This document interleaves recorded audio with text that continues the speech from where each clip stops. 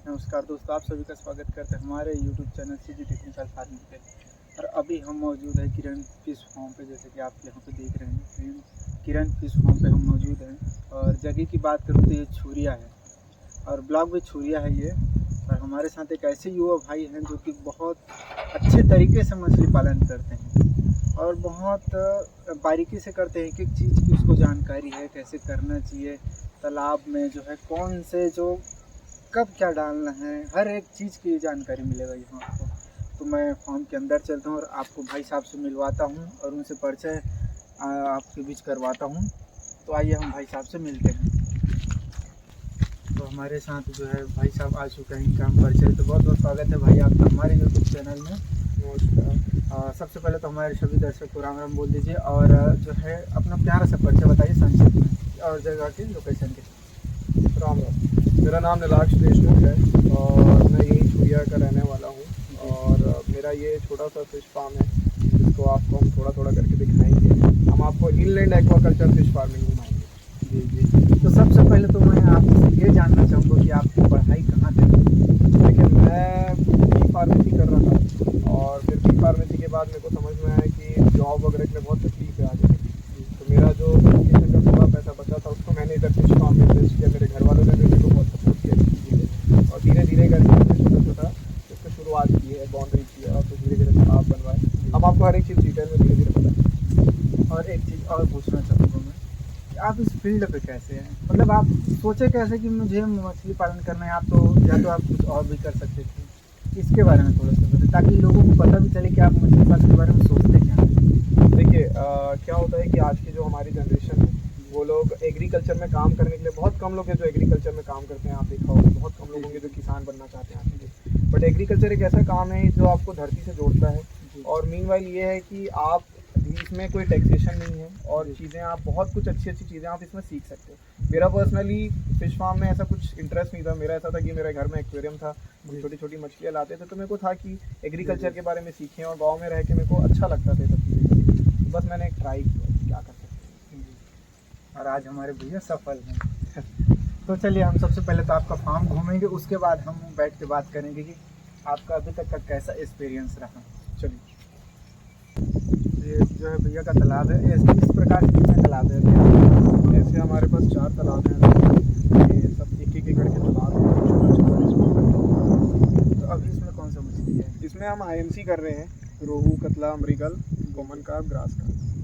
तो अभी फीड क्या दे रहे हैं? फीड में हम अभी कंपनी का इसको खिला रहे हैं? अभी देखिए, फीड ऐसा है कि मैं बेसिकली कोई कंपनी का नाम नहीं लेना चाहूँगा क्योंकि वो स्पॉन्सर हो जाता है। जी जी तो आप कोई भी कंपनी का फीड दे सकते हो, ऐसा नहीं कि कोई कंपनी गलत है। जी। मेरा ये कहना है, अभी हम 4 mm का फीड दे रहे हैं क्योंकि साइज़ इनका 550-600 ग्राम के आसपास हो चुका है। तो जो मुंह का उनका पैलेट साइज़ है उस हिसाब से हम 4 mm फीड इनको खिला रहे हैं। जी। तो थोड़ा सा इनको भी फीड खिला दीजिए। अभी पर डे इसमें कितना केजी? अभी हम इसमें 3.5 किलो के आसपास दे रहे हैं। फिर पर डे हम 100 ग्राम इंक्रीमेंट कर रहे हैं धीरे धीरे धीरे करके। तब जाके, क्योंकि एक आप फीड डालेंगे तो फिर वो खाएगी नहीं मछली, तो दाना वेस्ट होता है। तो अब 100 ग्राम बढ़ाइए हर दिन, आप प्रोग्रेस। और क्या क्या मछली है सारे तालाब? अभी सब में हमने पहले कैटफिश हमने किया था, उसके बाद फिर हम धीरे धीरे आईएमसी में शिफ्ट हो रहे हैं। कैटफिश में प्रोडक्शन ज़्यादा आता है, उसमें कॉस्टिंग भी वैसी बहुत ज़्यादा आती है, फीड कंजप्शन बहुत ज़्यादा होता है। चलिए अब उधर बात बंद करते हैं और बात करते हैं।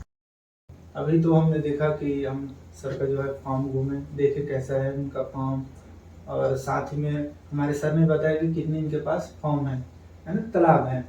तो हम समझते हैं कि मछली पालन करने से पहले क्या चीज़ की ज़रूरत हमको सबसे पहले है।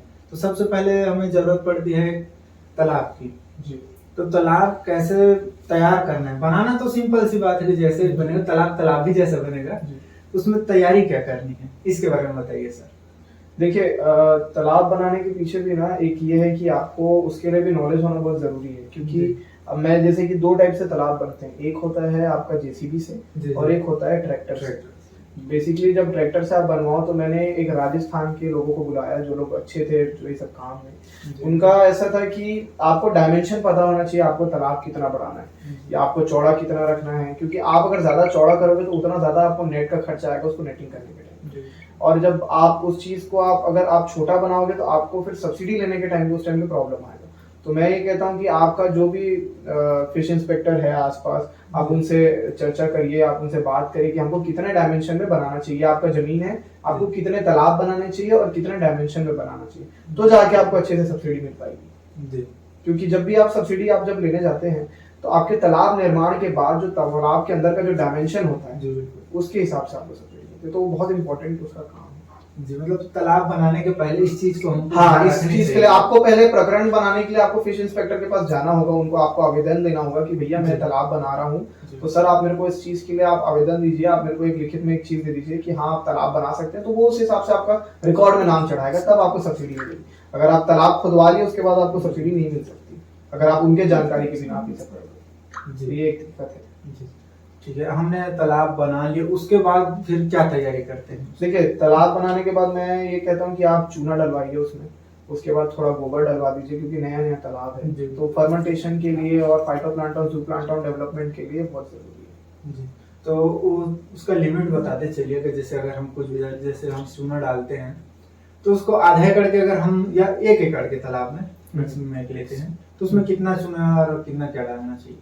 देखिए अगर आप चूना जैसे डालना चाहें तो आपके तालाब के हिसाब से निर्भर करते हैं, जैसे अगर 1 एकड़ का अगर आपका तालाब है तो मैं 80 किलो 70 किलो के आसपास चूना डलवाता हूँ, एक बोरी आपका 40 किलो के आसपास आता है, 2 बोरा डलवा सकते हैं, गोबर आप 1 ट्रॉली डलवा सकते हैं जैसा आपके, क्योंकि हमारे व्यूअर्स के मन में ये ख्याल ना रहे कि चूना डालने बोला है लेकिन हम कितना केजी डाले उसको। अच्छा नहीं क्वांटिटी लेते, मैं 1 किलो के हिसाब से 70-80 किलो बोलता हूँ, और आप गोबर अगर चाहें तो आप 100 धमीला 200 धमीला डलवा सकते हैं। क्योंकि अगर मैं बोलूं कि हमको गोबर खाद डालना है कितनी डालना है ये भी हमारे दर्शकों को पता होना चाहिए। सही बात बोल रहे हैं, मतलब ऐसा है कि उनको एकदम शॉर्टली समझ आना चाहिए कि जो है 70 केजी चूना डालना है हमको इसमें जी, एक क्वांटिटी है वो। सही बात जी। फिर उसके बाद क्या किए सर आप? अब उसके बाद अगर आप बोलेंगे तो फिर चूना होने के बाद फिर आप उसमें पानी आप जैसे बोर से डाल, मैं ये कहता हूँ कि आप बाहर से पानी कम लीजिए, जितना आप बाहर का पानी जैसे कि तालाब हो गए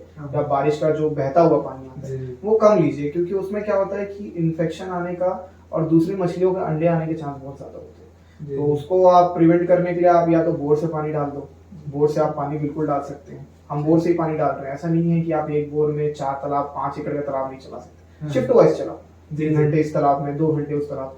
हाँ ये है कि 1 साल में बहुत पानी सोखेगा आपका तालाब, क्योंकि नीचे उसको जब तक दलदल नहीं बनेगा तब तक कि वो पानी लेता रहेगा। 1 साल आपको थोड़ी तकलीफ होगी पानी को लेकर। उसके बाद तो फिर आप सूखा ही नहीं पाओगे तालाब, ऐसा रहता है जी। फिर उसको रेस्ट कितना दिन देते हैं पानी को? आप चाहो तो पूरा वो कल्चर के ऊपर निर्भर करता है, जैसे कि अगर आपने आईएमसी का कल्चर किया तो आईएमसी का कल्चर कम से कम 18 महीने का रहता है, तो पूरा आप 1 कल्चर 2 कल्चर आप उसमें निभा सकते हो। उसके बाद जब हम तालाब सुखाते हैं तो तालाब सुखाने के बाद आप एक बार उसको छिलवा दो नीचे की जमीन को, जो भी उसके नीचे जो एक्सक्रीटा बैठता है मछली का, जो हम बोलते हैं जो उसकी पॉटी हो गई या जो भी है दाने का कचरा हो गया, तो उसको थोड़ा आप निकलवा दीजिए, तो उससे क्या होगा आप नया जब कल्चर करोगे तो वो फ्रेश रहेगा, तो इन्फेक्शन आने का चांस नहीं है, ये मेरा कहना है। और आप तालाब का रिकल्चर तभी करो जब पूरी तरह से आपकी सतह सूख जाए, उससे कोई भी आपका बच्चा दूसरा आने का चांस नहीं रहेगा जी। अब जैसे हमको उसमें बच्चा डालना है तो आप किस साइज पर डालते हैं? देखिए उसमें हर एक टाइप के आप डाल सकते हैं, जैसे कि आप देखिए कई लोग क्या करते हैं स्पॉन, सेमी फ्राई डालते हैं, मैं बेसिकली ये सजेस्ट करता हूँ कि आप फिंगर लिंक डालो। फिंगर लिंक डालने से मोर्टेलिटी रेट कम रहता है, उसमें मछली मरता कम है, उसमें आपका ये है कि सर्वाइवल रेट आपको बहुत अच्छा मिलता है और एफसीआर अच्छा होता है, ये मेरा कहना है। तो स्टार्टिंग पर क्या क्या फीड खिलाते हैं? देखिए स्टार्टिंग में जैसे कि आपके साइज मछली के साइज के ऊपर निर्भर करता है, अगर आपकी मछली का साइज छोटा है तो आप उसके मुंह के साइज के हिसाब से उसको दाना खिलाएंगे। बेसिकली हर कंपनी 4-5 साइज के फीड बनाती है, एक आपका आता है हैचरी फीड जो छोटे बच्चों को खिलाया जाता है, जैसे कि फ्राई सेमी फ्राई इनको। उसके बाद फिर आप आगे बढ़ेंगे तो आपके पास अच्छा हैचरी फीड में भी 3 कैटेगरी है, 250 माइक्रोन, 500 माइक्रोन और 800 माइक्रोन, ये 3 कैटेगरी है, जिसमें कंकड़ और हल्का हल्का ऐसे थोड़ा मोटा होते जाता है वो दाना।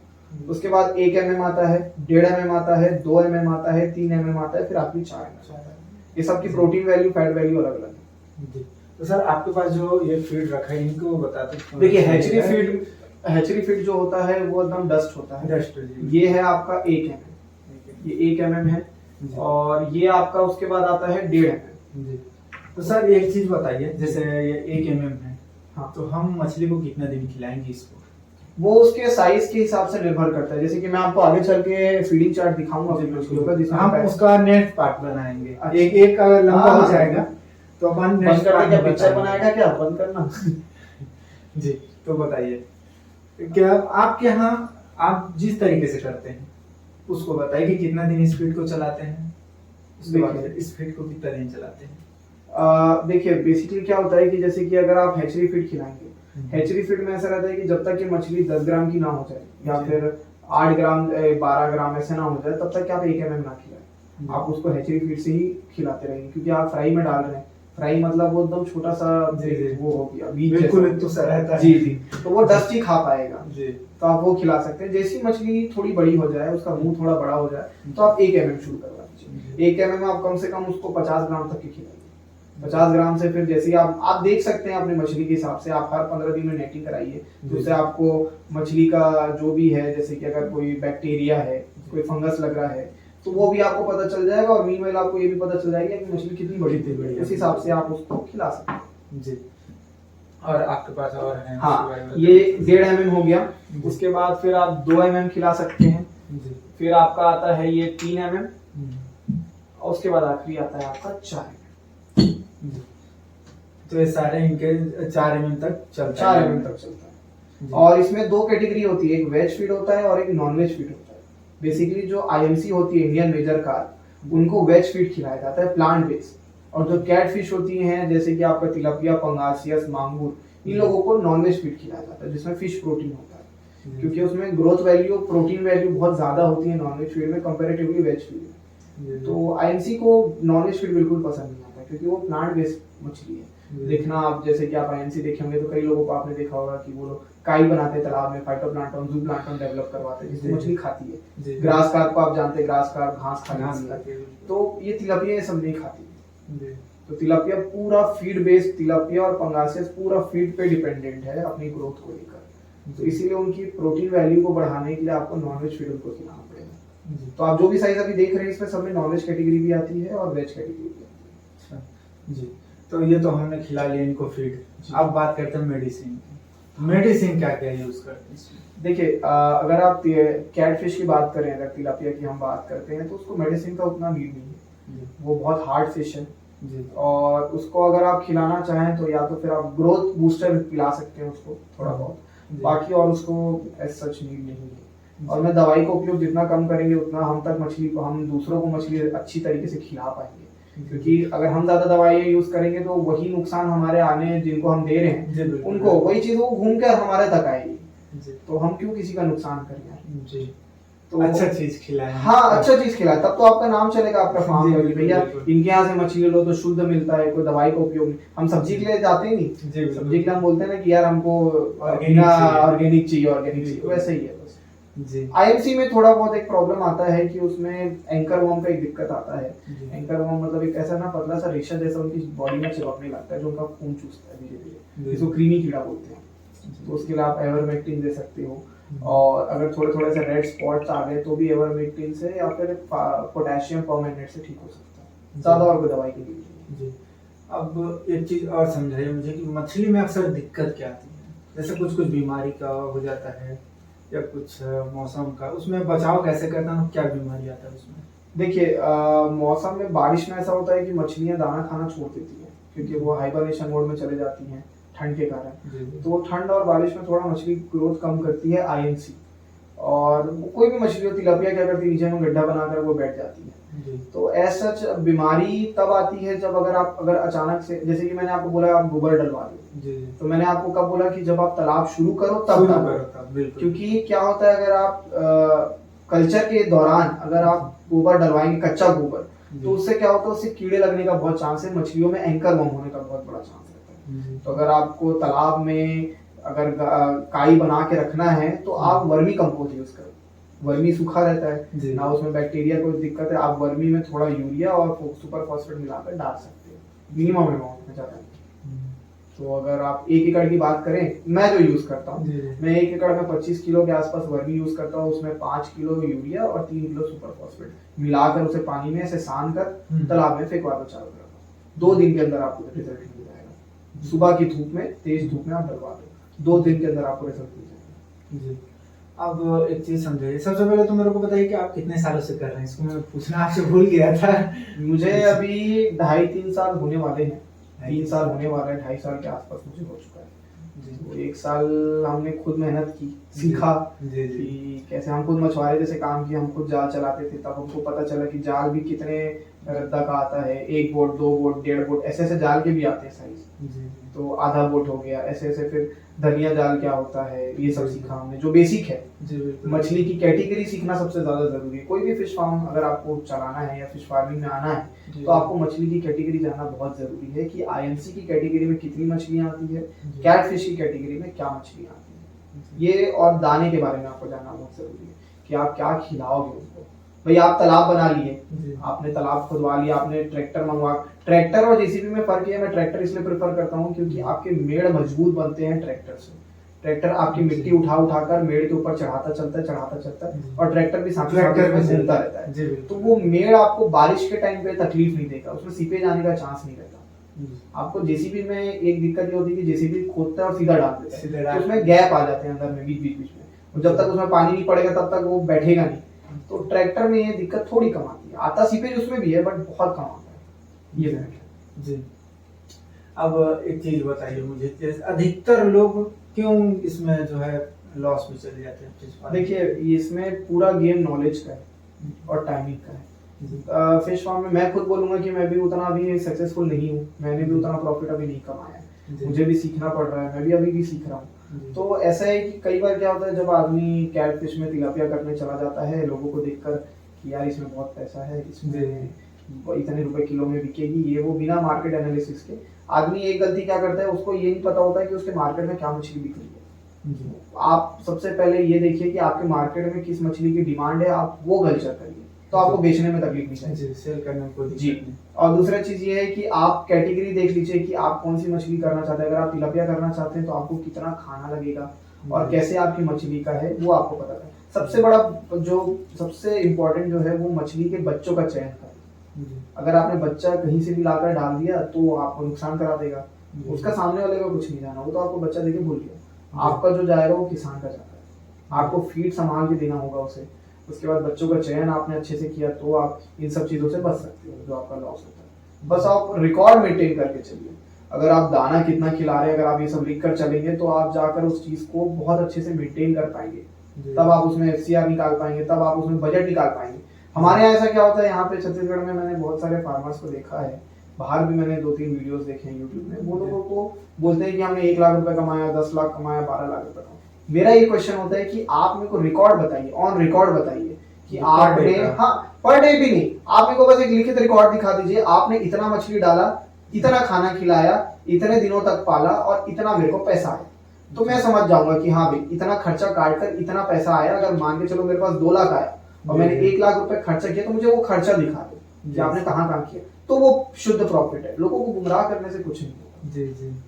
और जो है बच्चे का चयन कैसे करना चाहिए इसके, क्योंकि कई लोग बाहर से मंगाते हैं, कई लोग अपना लोकल से भी खरीदते हैं, इसके बारे में आपका क्या कहना है? देखिए बच्चा का चयन करना है, अगर आप, मैं ये बोलता हूँ कि आप क्वांटिटी, 1 एकड़ के पीछे 5000 मछली की क्वांटिटी होती है INC की, तो उसमें कैटेगरी है 40% आप कॉलम फीडर डालो, bottom feeder, column feeder, surface feeder आप अपने कैटेगरी के हिसाब से डाल सकते हो।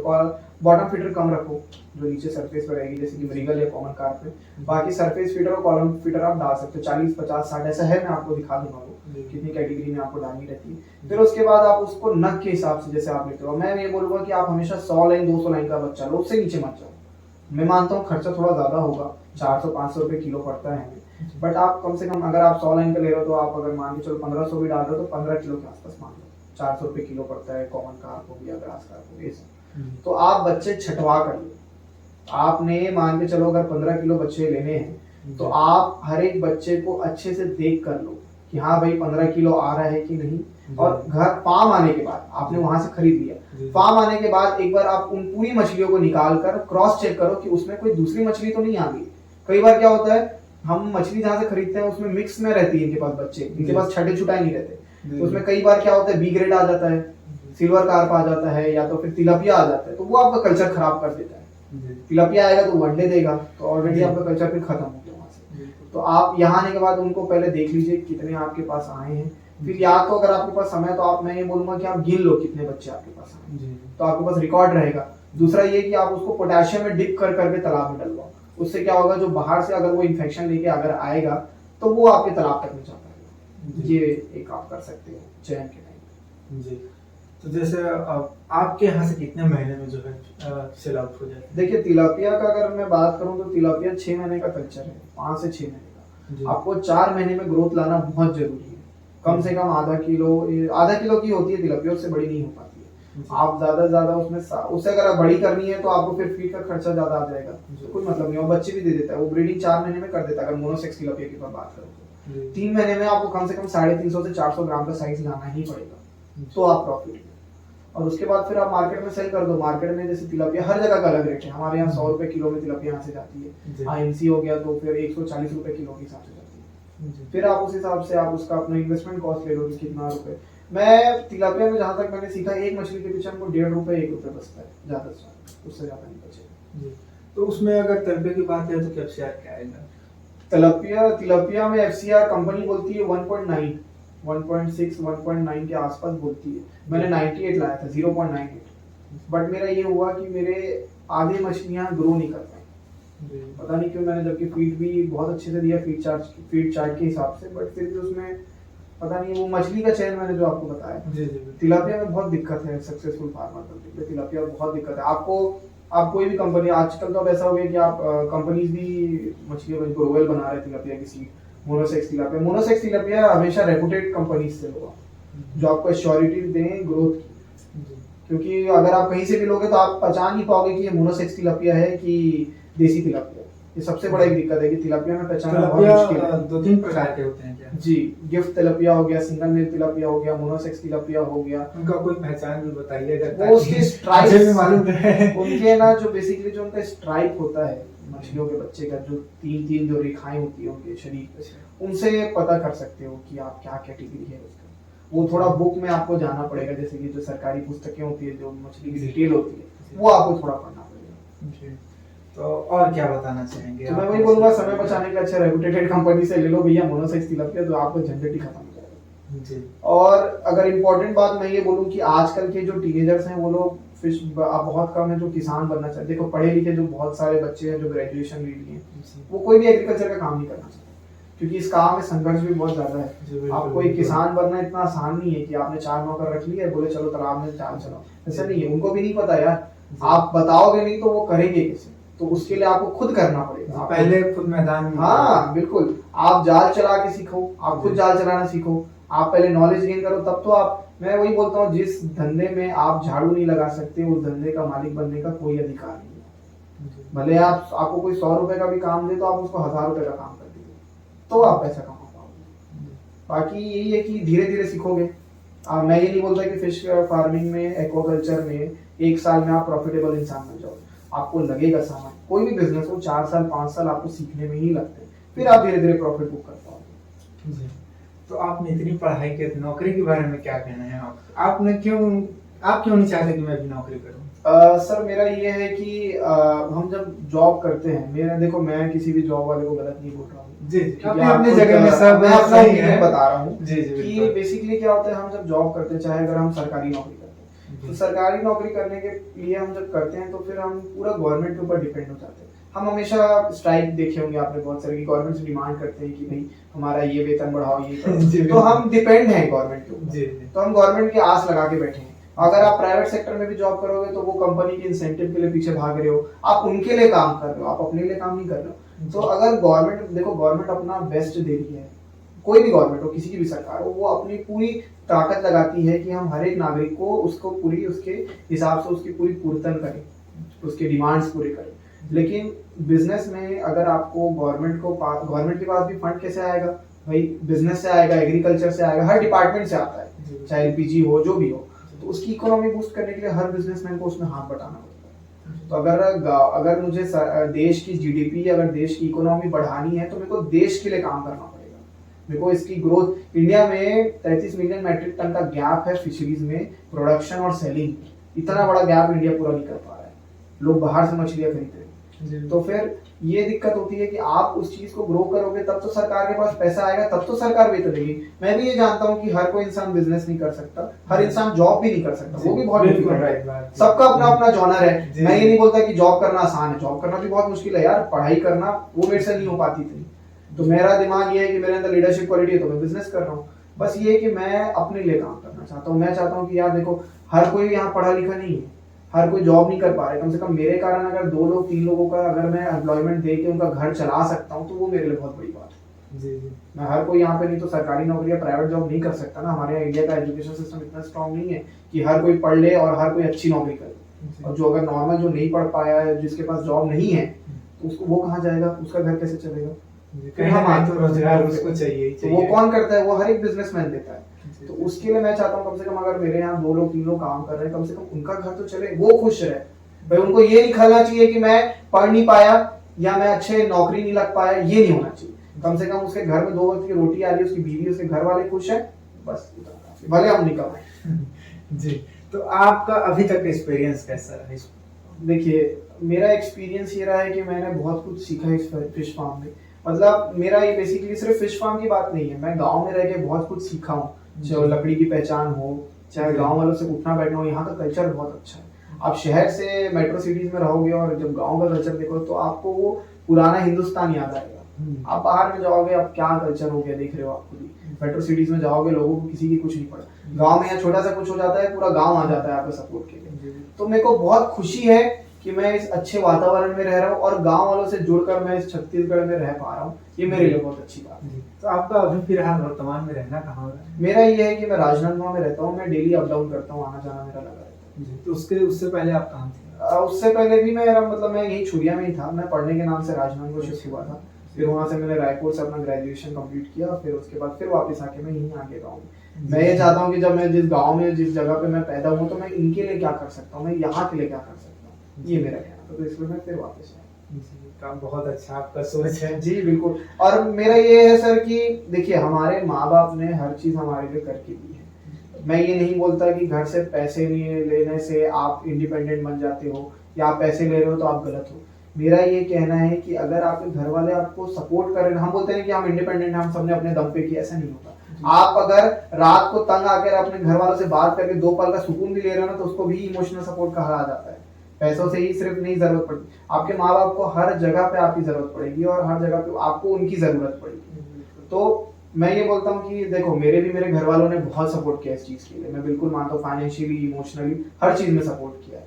तो आप अगर वो आपको कोई चीज दे रहे हैं, जैसे ये जमीन हमारी मम्मी का है, मैंने अपनी मम्मी से लीज में लिया है जमीन, मैंने रजिस्ट्री नहीं कराई है अपने नाम पे, क्योंकि मैं सीखना चाहता हूँ। मेरे को अपने माँ बाप के पैसों की कदर है। अगर मैं ये सबको ये बोलूंगा यार, अगर आपके घर वाले बोलते हैं ना कि हमने घर वालों से पैसा नहीं लिया, बेटा आपने एजुकेशन किया वो किसके पैसे पे किया? माँ बाप के पैसे से फिर किया। अगर आप ग्रेजुएशन करके आज जॉब लग गए और उसके बाद आप बोल रहे हो मेरे जॉब लगने के बाद मैं इंडिपेंडेंट हूँ, मैं अपना करूंगी, मैंने अपने दम पे किया। अरे भैया, तेरी बुनियाद किसने खड़ा की? जी बिल्कुल बिल्कुल। तो जो चीज मेरे एजुकेशन में ज्यादा मैंने खर्चा ना करके, अगर मैंने अपना कॉलेज बीच में ड्रॉप आउट किया, मैं पूरे से ग्रेजुएशन अच्छे से मैं भी नहीं हूँ, मैंने अपना कॉलेज ग्रेजुएशन ड्रॉप आउट किया और उस पैसे को मैंने अपने बिजनेस में लगाया। मेरे पास डिग्री नहीं है कोई भी ग्रेजुएशन की, क्योंकि मेरा ये मानना था कि यार हर कोई डिग्री एजुकेशन सिर्फ पैसों के लिए कर रहा है। क्योंकि क्या करो, अच्छा आप मुझे एक बात बताओ, आपने ग्रेजुएशन किया क्यों किया? आगे अपनी लाइफ सेटल करने के लिए, जॉब करने के लिए, बिजनेस करने के लिए, पैसा कमाने के लिए। At the end of a day everyone needs money. पैसा हर किसी को चाहिए अपनी जिंदगी चलाने के लिए, हर किसी को जरूरत है। बस यही है कि आप कम या ज्यादा है और कुछ नहीं है। तो बस ये है कि 2 चीज में फर्क होता है, पैसे से कुछ नहीं होता। पैसा ये होता है कि आप काम कितना अच्छा करते हो। जिस दिन आप सक्सेसफुल हो गए उस दिन पैसा खुद आएगा, पैसे के पीछे भागने से कुछ नहीं मिलेगा। आप काबिल बनो। आज मैंने इतनी मेहनत की है, मैंने पैसा नहीं कमाया, बट तब भी तो आप हमारे पास हैं, तब हम इंटरव्यू कर पा रहे हैं। जी जी। तो पैसा मैं कहीं पढ़ा था कि मेहनत इतनी खामोशी से करो जी कि बुलंदी शोर उठाए। जी। मैं कंफर्म उसको नहीं याद नहीं आ रहा है मेरे को, बट ऐसे कुछ था वो, मैं उसको कहीं पढ़ा हूँ जी कि मेहनत खामोशी से करो, बुलंदी शोर मचा देगी, ऐसा कुछ है वो। जी जी। कंफर्म मैंने राहत इंदौरी जी का भी एक शायरी सुना था कि जो दुनिया को सुनाई दे उसे कहते हैं खामोशी, जो दुनिया को सुनाई दे उसे कहते हैं खामोशी, और जो आंखों में दिखाई दे उसे तूफान कहते हैं। और मेरे अंदर से एक एक करके सब कुछ हो गया रुखसत, मगर एक चीज बाकी है, उसे ईमान कहते हैं। तो पैसे से भी बढ़कर बहुत कुछ है, आपका नेचर, आपके घर वालों ने आपको क्या क्या दिया, बहुत सारी चीजें। जी, और भैया जो बताया वास्तविकता में सही चीज है। इस चीज के लिए भी मुझे भी घर से काफी जो है हाँ, सब कोई कुछ शर्म मिलता नहीं, है। अरे कोई शर्म नहीं यार, माँ बाप है तो हम है, पैदा नहीं करते तो कहाँ से इतना बड़ी बड़ी बातें करते। क्योंकि हम जैसे अभी आज की बात करूँ तो मैं सुबह 7 बजे से घर से निकला हूँ। बिल्कुल। तो जो है मेरे मिसेज जो है टिफिन बना के दिया उसने, मेरे बच्चे है 4 महीने का बच्चा है। जी जी जी, तो मेरे बीवी मेरे को इतना सपोर्ट करती है, तो मैं जी। कहीं भी जाऊँ तो मुझे मना नहीं करती। नहीं, बहुत अच्छी बात है, मतलब मैं बता रहा हूँ सर, अगर मैं उस मेरे वाइफ को बोल दूँ कि आज नहीं यार मैं 6 बजे जाऊंगा, मैं ड्यूटी भी जाता हूँ जैसे आपको बता। हाँ, तो जब ड्यूटी में जाता हूँ तो 3:30 से 4 बजे उठती है वो, अरे और खाना बनाती है, बहुत और अच्छी मैं 5 बजे उठता हूँ, ड्यूटी जाता हूँ। वही तो सही मतलब बात है। फैमिली का एक चीज देखा हूँ, वो एक चीज आपने सुनी होगी, वो एक वायरल बात है कि हर कामयाब पुरुष के पीछे एक महिला कमाता है। हाँ, वो तो ये बहुत- चीज मैं अपनी बहुत- जिंदगी में नहीं देखता नहीं, हूँ। वो आप बहुत सही बोल रहे हैं, ये जिंदगी है हाँ, मेरे में। और जो शादी नहीं हुई उनके घर वाले, उनके माँ बाप जो भी है, उन्होंने का सपोर्ट है। जी, माँ बाप के डांटने से लेके उनका प्यार, उनके पैसे, जो भी चीज हो, अगर 1 रुपए भी आपको दे रहे ना, तो भी आप उस एहसान को नहीं उतार सकते। जी, काफी सपोर्ट है। और जो मेरा कैमरा देख रहे हैं उसको भी मेरे पापा के पैसे से लिया हूँ मैं। नहीं, बहुत अच्छी बात है। अगर आप देखो कैमरा लेके आप सिर्फ अगर बाकी लोगों की तरह लपंडरगिरी करते, आप सिर्फ गर्लफ्रेंड और बॉयफ्रेंड वाला अगर हरकत करते, जी। तो आप, मैं ये बोलता कि हम गलत हो। जी। लेकिन आप उस चीज का इतना अच्छा यूज कर रहे हो, लोगों तक जी। बात पहुंचा रहे हो। तो ये वीडियो देखकर मुझे नहीं पता कि मैंने लोगों की हेल्प की, बट अगर जितना हो सकता है मैंने उतना सपोर्ट किया है। अगर और आपको कुछ लगेगा तो आप इनको कांटेक्ट कर जी। सकते हैं, मुझे अपना कांटेक्ट एक कांटेक्ट नंबर दे दें, ताकि अगर कोई भी करना चाहे तो आप सीधे आपसे कांटेक्ट हाँ कर जी, सकें। मेरा नंबर है 7587102488। आपको नीचे लिंक भी मिल जाएगा, जी, उसमें जी, हमारा बिल्कुल, गूगल मैं दे प्रोफाइल दूंगा। है। जी, आप बिल्कुल। एड्रेस से लेके आप जब भी चाहे मुझे फोन कर सकते हैं, मैं बिल्कुल आपकी हेल्प करने के लिए तैयार हूं। जी। आप बस इनका नाम बताएंगे, जी, मैं बिल्कुल, समझ बिल्कुल। जाऊंगा। जी, तो बहुत बहुत धन्यवाद आपका इतने कीमती समय नहीं देने सर, के लिए। बहुत बहुत धन्यवाद आपका कि आप आए हमारे यहाँ, नहीं, अपने क्योंकि opportunity दी हमको ये। जी, आप सर को मैं 1 घंटे लगभग वेट कर आया हूँ। नहीं बिल्कुल। तो बहुत बहुत धन्यवाद। वीडियो अच्छा लगा तो लाइक कमेंट शेयर करें, और हमारे चैनल को सब्सक्राइब करना ना भूलते। अगले हैं जो अगले वीडियो पर हम और आपको अच्छी जानकारी देंगे। वो जानकारी ये रहेगी कि हम एक एक मछली के बारे में डिटेल बताएंगे। जी वो हमारे भैया के पास है, हम अगले वीडियो पे उसको बताएंगे। एक ही वीडियो में बताऊंगा तो 1 घंटे का हो जाएगा, आप बोर हो जाएंगे। तो हम अगले वीडियो पे बताएंगे और एक एक मछली के बारे में बताएंगे। मिलते हैं अगले वीडियो पर, तब तक के लिए जय जय भारत, जय छत्तीसगढ़, छत्तीसगढ़िया सब ले बढ़िया, सब बनना दुलारा।